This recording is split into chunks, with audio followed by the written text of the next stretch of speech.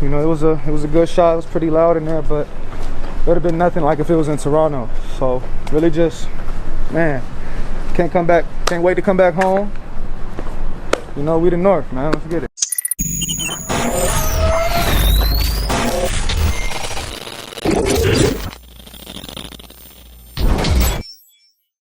Avdia on the take. Neto doesn't go. Trent with it. Trent, 2 seconds. Trent drills it for the win. Gary Trent Jr. delivers the W for the Raptors at the buzzer. Welcome to Toronto. How about that shot?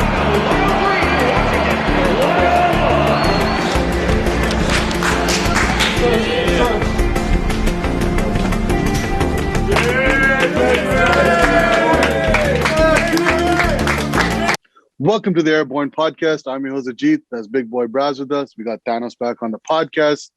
Gary Mother Jr.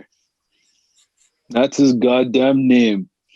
Raptors, the buzzer, get a game winner against the Washington Wizards.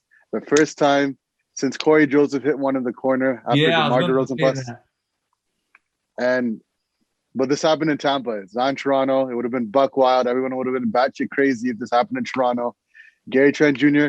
hyped up. He's representing Toronto. He's saying, "Oh, I wish it was in Toronto." And man, what a way. Neto tried to get the charge on him by flopping. Did not work. The refs actually worked with the Raptors on that play. Didn't give him a bailout option. And Gary Trent Jr., with that type of pressure on him, with 5 seconds on the clock, going behind the back, and then pulling up right at the top of the key and hitting a dagger 3 on the Washington Wizards, man. That was just perfect. Yo, we have found our number one option coming down to clutch moment. Now, but you know how look how it is though. Like Pascal got the opportunity to ice the game, and then he got called for a charge, and Gary Trent Jr.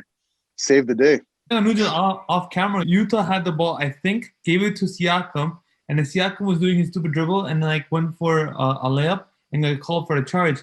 But during the whole sequence, Gary Trent Jr. was like waving his hat up in the air as like, "Yo, pass the ball." Yeah, he was in the corner. And it was up for at least a good like 10 seconds, right? Yeah. And then obviously this guy, when his head's down, it's down. Like he doesn't see the floor, right? So next play, you know, we get a stop play or we stop the ball, and then Gary Trent Jr. iced it. What I want to say about that play, though, at the end, Gary Trent Jr. took the ball and said, "Everyone get out the way," because he didn't get that ball at that time. He wanted from Pascal, right? Yeah. The way he came down the court after getting the rebound, it was so perfect because it was right in the right direction. Thank God Nick Nurse didn't call timeout. We had 2 timeouts, bro. 2 timeouts left in that. That's what it said, but I don't know if he actually had 2 timeouts. But the thing was, Nick Nurse in the press conference after was like, "Yo, I was so close to calling it," but because of the way the rebound was that came down, Gary Trent Jr. had it in the right spot, so he's just like, "Yo, go with it." Because if he had called timeout, then they have a set defense coming out of that timeout. Yeah. He might have not got that perfect shot that he got in that possession. And we wouldn't have seen the flop, yo. That guy, remember that meme where they fly off the screen? Yeah. That's how he was. He just like flew. That guy deserves to get fined, bro, because that was a hell of a flop. I slowed the game down just to see if Gary Trent fouled or anything. I did see a little hand movement, but there's no way, like... Yeah. No. There's no way it would have flown like that. That fucking guy was a loser. He's Brazilian, right? But... Neymar taught him that shit. That's why Neymar taught him that crap, yo. I was going to say he probably learned it from Neymar, but he perfected it from Marcus Smart in the NBA. Yeah. That's a top play, but also shocked in the full moment. And I feel like, I hope that gets on shocked in the full. Like it showed Neto flying through different places. Kind of like that Westbrook shocked in the full moment where they had him walking through different places. But shout out to OG Anunoby, though, because he got the defensive stop on Neto before that Gary Trent moment. Yeah. And to Pascal's credit as well, that wasn't a charge foul. I don't know why they didn't review it, but when I look back at the play, his foot was on the line. It should have been a blocking call. But it is what it is. The Raptors got the W. That's all that matters. Back-to-back wins for the first time since February. The Raptors pull out the W in Tampa Bay against the Washington Wizards, 103-101. and they won 9 straight against the Washington Wizards now, dating back to probably 2018, to be honest. And Washington Wizards are heading in the tanking direction based on how they're playing. Russell Westbrook was playing horrendous. He was the main reason why they lost that game. Bro, he had 3 or 4 possessions at the end there. I remember seeing this vividly. Yeah. I'm like, if we win this game, Russell Westbrook's going to be the reason, because every time he came down the court, he shot such a quick shot in like 3-4 seconds and missed it, bricked it every time. And the Raptors had an opportunity to go back and score. Like, he was making it easy for them because they didn't have to actually try on the defensive end to get a stop, because he was just doing everything for them. When he's on and he's making those shots, he's an amazing player. But when he's off, he's making the worst decisions because his basketball IQ, it feels like it's not there with the type of plays he makes sometimes in crucial moments like that. Yeah. Crunch time, he lost that game for them, basically. I know there wasn't that many offensive options for them because Bradley Beal and Rui Hachimura weren't there, but come on, bro. They were murking us the whole game. Yeah, they were up, by like 20 points at one point? Yeah. That's what I'm saying. And then, like, a snap of the finger, we're like literally up by 1-2 points. We had a couple moments there, a couple of times in different quarters where we came back and made it a close game. Shout out to Malachi Flynn, had an amazing game. Had a few three-point plays there. He had a few and ones in that game. He had 16 points again for the night. He had like a similar stat line to like Van Vliet, man. Like, you see his stat line? 4 steals, 3 blocks as well. Yeah. Defensively ripping it out of people's hands like Van Vliet would. I saw that. It ripped it out. It reminded me of nasty. Fred. That was super nasty. It was so aggressive too. It was like no, but it's like similar to Van Vliet. The way Van Vliet grabs the ball from his opponents, like it's similar to that. I'm telling you, all these vets are teaching these youngins good shit, yo. Yeah, man. For a guy that didn't get to start today, Nick Nurse was like, he doesn't want to give his first start against Westbrook or Bradley Beal. He didn't know Bradley Beal was going to play. They kind of scratched him off at the end there. Yeah. Yeah. But whether he got to start or not, he got starter minutes and he came out and played like a dog, bro. Like, he was playing awesome tonight. And he played well, and all credit to him. If he can keep this up, I mean, we got to start. He's showing. He's basically playing like how he did in preseason when he went up against Charlotte in those couple of games and made LaMelo Ball look like nothing. Yeah. And with Pascal Siakam, didn't have his best game, but he still did his thing. And there was no one to guard him in this game. He should have done a lot better. Similar to the Golden State game, I didn't see one person that could defend him if he really went in his bag. From the Washington side, Scott Brooks, everyone in Washington wants him to get fired. Mm-hmm. I mean, losing a game like this, being up 19, like, I didn't see Garrison Matthews and Davis Bertans. David Bertans was shooting like he was in a 3-point shootout, bro, at one point. Yo, that's what they signed in that massive. Yeah, I know, but like he was hitting threes in like that second quarter, like it was nothing. 3 threes in a row, didn't he? At one point, Garrison Matthews and Davis Bertans was the reason they had the double-digit lead to begin with. Yeah. They came out in that third quarter and started shooting lights out, and they took the lead up to 17. Garrison Matthews had 17 points in the first half. I didn't see him play or do anything in the second half. Davis Bertans got the opportunity to shoot a couple threes in that third quarter. Mm-hmm. But after that, they both disappeared. I don't know why they went away from them, because they were shooting the lights out. And even at the beginning of the game or during the game, they were saying that Washington is not even a great 3-point shooting team, and they were lighting it up against us. And Westbrook turned into Westbrook at the end and tried to take over Westbrook, the game. Even though Westbrook kind of helped, like, made them lose the game, he hit a clutch 3 in the last minute or so. Yeah, the last take the lead up 1, take it up to 101. Yeah, he had he drew a couple fouls, and then he had that big 3 at the end to give him the lead. Yeah. 101-100 before Gary Trent did what Gary Trent does. Russell Westbrook does need help, but I feel like they should give the ball to someone else, man. Like, I don't know Westbrook. You're just missing Bradley Beal, because Bradley Beal is the one that takes that last shot, right? You know the other guy, Denny, the rookie, Denny, whatever. Yeah. Yo, he was good too. Like, I saw some good sparks in him. Yeah, I don't think giving him the last shot is a good idea, considering the fact that he's a rookie too. No, for sure. In 39 minutes, he had 12 points, 10 rebounds, an assist, and a block. Westbrook in 39 minutes had 23 points, 14 rebounds, 11 assists, and 1 steal. I felt like he had more assists though. Like, he was like dishing assists to like Bertans and stuff, and I felt like he had like at least 16 assists. It felt like that because he dishing in the first half, but then after that, he kind of just went away from it. Everyone on Washington hates Rahul Neto. They want him and Scott Brooks out of there ASAP. Alex Len, former Raptor, played 3 minutes for the Raptors. 29 minutes at 13 points, 8 rebounds. He played sick, really good. 4 blocks. That's because he had 50 pounds on Boucher and was eating him alive in the paint. And Baines. Baines. You know what? Shout out to Baines. He's a plus 20. Without Baines tonight, I'm gonna give him his credit. He might get off the bus today. He's not on the bus tonight. He had a plus 20. Jeez. He hit a big three for us in that fourth quarter. And then he had a layup to give us the lead. Yeah. And he had a big defensive stop on the other end too. He played well. He was smiling, living his best life. He looked like he was happy for the first time with the Raptors. Sometimes I feel like Ish Smith's a Raptor killer and he's always there. But then he doesn't. I know. Maybe because Westbrook overpowered him in this game. But he could have done a lot of damage if he got the ball. How many points did he have? In 21 minutes, he had 10 points, 5 rebounds, 3 assists, and a steal. No one really did well for them except for the guys I named. Rahul Neto in 25 minutes had 4 points, 2 rebounds, 4 assists, and a steal. Gary Trent Jr. came clutch, bro. Fuck the Washington Wizards. I could watch that game winner like so many times. Like, is this the way it went? Gary Trent Jr. in 31 minutes had 16 points, 2 rebounds, 2 assists. Biggest 3 out of those 16 points came at the final seconds of that buzzer. It wasn't just a shot, but the way he celebrated at the end. Like, celebration was gangster shit. Yeah. I thought he was going to jump on the table, yo. 6 dudes jumped on him to make sure he didn't get up there. They were holding on to him. Ready. DeAndre Bembry, shout out to him too. He doesn't deserve to be on the bus tonight. He did well, yo. He did well. He stepped up. 30 minutes, he had 15.7 rebounds, 5 assists, a steal, and a block. No turnovers, 7 of 10 from the field, 1 of 2 from the free throw line, 0 of 1 from beyond the arc. But, you know, he had those clutch paint baskets in the fourth as well, where he like kind of froze in the air and got it to go in twice. Yeah. We can't forget, yo. We were down big. Like, we were not up the whole game. We were down miserably. Like, I thought another first half we were down by a lot. Yeah, we barely had the lead in that game until the end. Aaron Baines in 20 minutes had 10 points, 8 rebounds, and an assist. Almost a double-double, so shout out to him. He ain't on the bus tonight. Malachi Flynn, the rookie, and 32 minutes had 16 points, 6 rebounds, 4 assists, 4 steals, and 3 blocks. 6 of 13 from the field, 2 of 4 from 3, and 2 of 2 from the free throw line. Shout out to him. Only point guard that was healthy for us tonight, and even though he didn't get to start, came out and played against a tough guard in Russell Westbrook and took it to him. Yeah.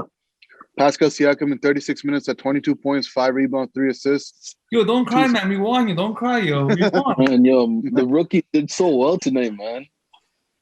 Like, back-to-back games, right? He had 16 points in back-to-back games. Yeah, this is what I wanted to see, man. I wanted him to live up to his expectations. You made my man cry today. Yeah, I know, man. Playing like Fetty. What? Playing who? Fetty what? Freddie. Freddie.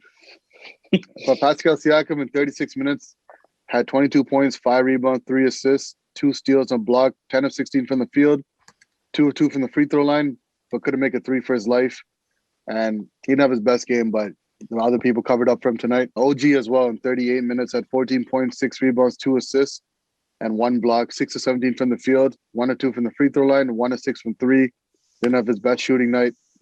And Boucher in 20 minutes, because of Alex Len and Robin Lopez, only played 20 minutes with 8 points, 5 rebounds, and assists, 2 steals, 3 blocks, 3 of 12 from the field, 1 of 2 from the free throw line, and 1 of 7 from the 3-point line. For the most part, most of the Raptors came through when it was necessary, but a few guys didn't show up off the bench, but it is what it is. Rodney Hood was out today. Kyle Lowry was out. Fred VanVleet was out. Yeah, what's the status for Rodney Hood, though? Is he out for a while? Him and Fred VanVleet have the hip injury, so I'm not sure how long he's out for. But hopefully he comes back sooner rather than later because he's a solid bench piece. Yeah. Hopefully he's not a lie, yo, to hide them and like for tanking reasons. Yeah, no, I don't think they're gonna do that. The Raptors held Washington to only 15 points in the fourth quarter. A lot of that had to do with Russell Westbrook just taking ill-advised shots for no reason. A win is a win, no matter how it came. They got the W, back-to-back wins for the first time since February. The Raptors in this game shot 47% from the field, 44-94. And they allowed the Washington Wizards to shoot 39%, 37-94 from the field.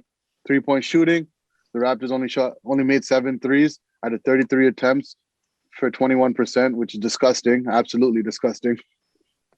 And they allowed Bertans and Garrison Matthews basically to make majority of the threes for this team.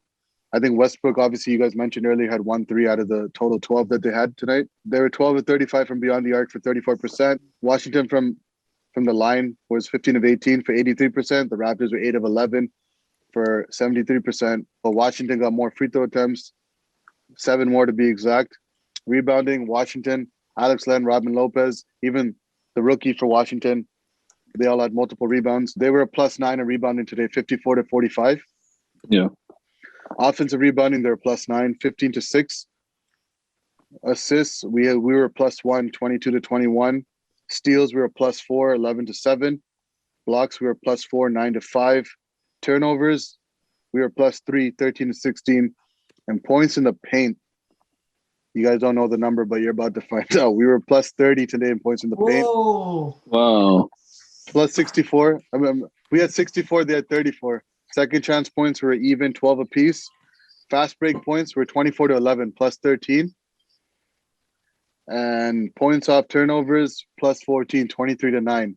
Biggest lead was 6 for us in that game. Washington was a 19-point lead. That was the biggest for them. And fouls, we had 20, they had 18. Next game, who we playing? I believe we're playing Lakers, right? Lakers. Back to back. They don't got no LeBron, no AD. Shouldn't be a problem. No Drummond too. Well, LeBron's out, eh? Yeah, LeBron's been out. Yeah. Solomon Hill done him up with the ankle injury. Solomon Hill.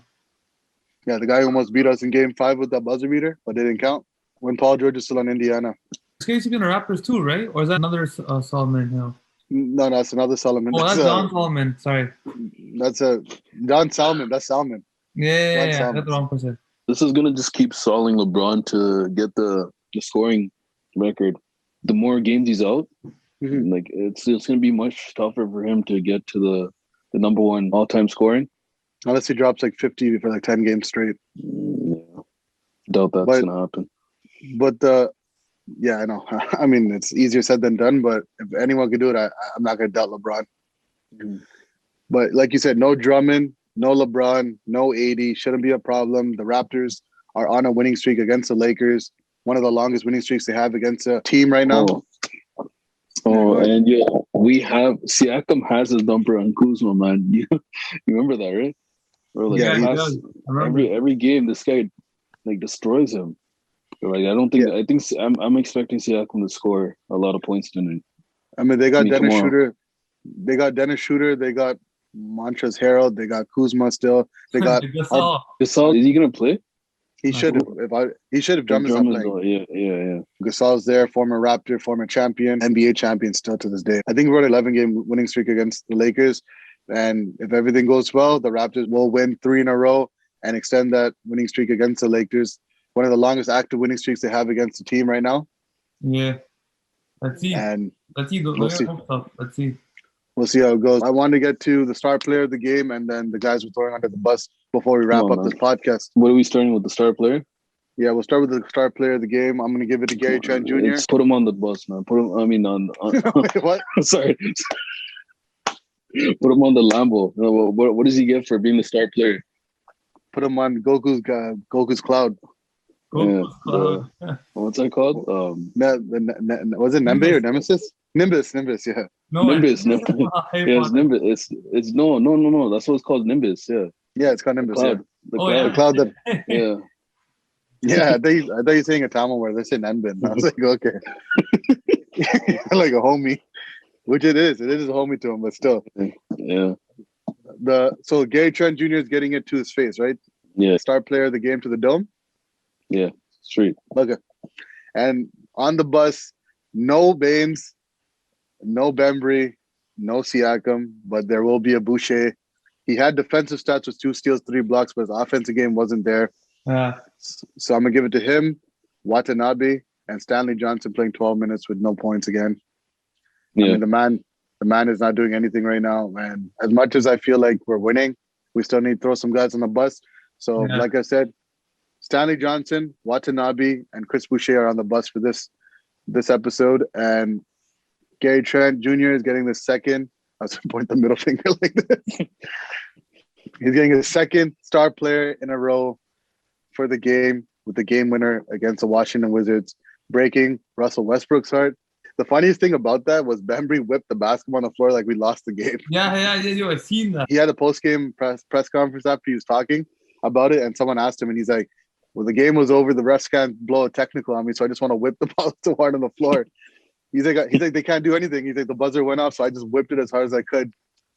He's like, I didn't know what to do, but I had the ball in my hand, so I knew they couldn't do anything about it, so I just whipped it. It's the first time winning, yo. I'm joking myself. Second game in a row. Second game in a row. Where are they in the standings right now? They're back to 10th place. They're not that far from the play-in tournament right now. What are they, 20 and 30 now? 20 and 30 right now, yeah. Chicago's above us right now, yeah. Yeah.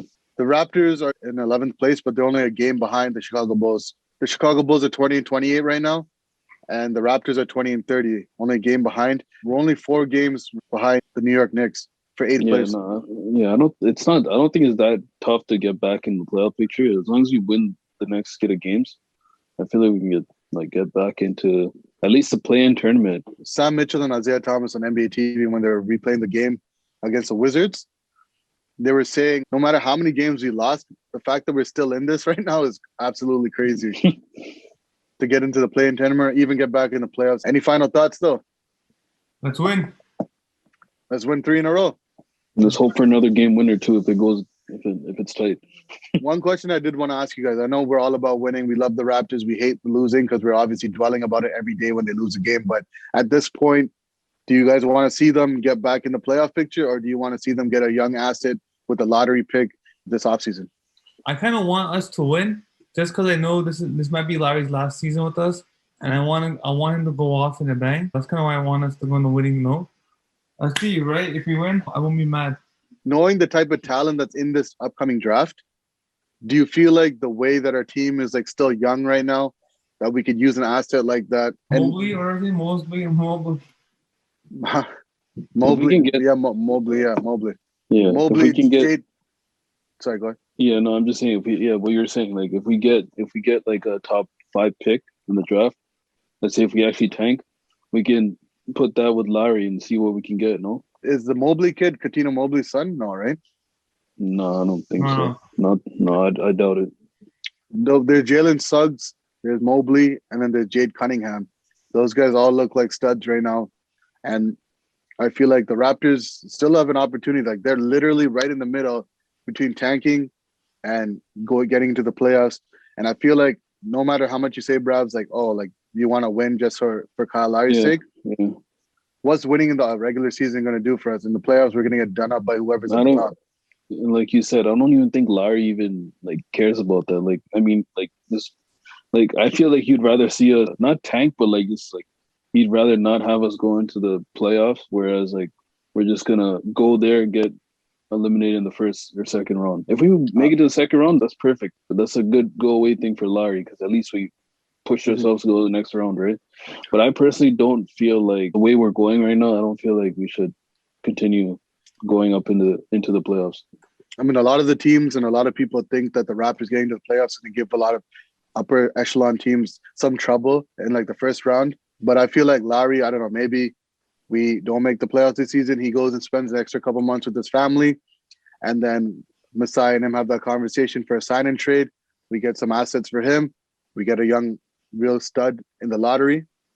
And it's a win-win situation for everybody. He gets to go to a playoff contending team. He's not even playing that much this season for him to even feel like, you know, he doesn't feel as bad as he would if he was on the floor losing every game right now. He's going to be out for another couple of weeks. So why don't we just let him sit out, let him get healthy, and have him as a valuable asset in the offseason rather than having him come back from this toe infection and try to and make it worse, or maybe even him get another injury, you know? Yeah, for sure. Have him fresh like how the Golden State Warriors did, shutting down Steph Curry last season with his hand injury and whatnot. Maybe it preserves a year for him where he can actually go out and do some damage for a real contending team next season. Yeah, it'd benefit him more, right? He stays out. Yeah, we'll see. With a couple wins, we're back in the picture again. And these next couple of games, I feel like there's a potential that if we can keep our shit together, we can go on a 5-6 game winning streak. Yeah. But it is what it is. That's what I wanted to get to before we ended the podcast. Brad, any final thoughts? No, let's see where this goes. I hate getting my hopes up. Let's take this out from the Lakers. We're going to lose by Lakers.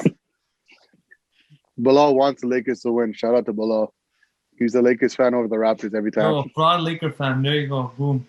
I end this shit. All right. Well, that's going to do it. Appreciate everyone for tuning in to the podcast. If you haven't liked the video, make sure you like it. If you haven't subscribed to the channel, make sure you subscribe to it. What are y'all waiting for? Stop slacking, bro. And we'll be back with the post-game podcast after the Lakers game, hopefully with the third straight W. And hopefully we start trending in the right direction. Let us know in the comment section if you want this team to start tanking or continue tanking or start winning some games to hopefully get into the bottom half of the playoff seeding. But till then, stay blessed, stay woke, and please stay safe. Peace.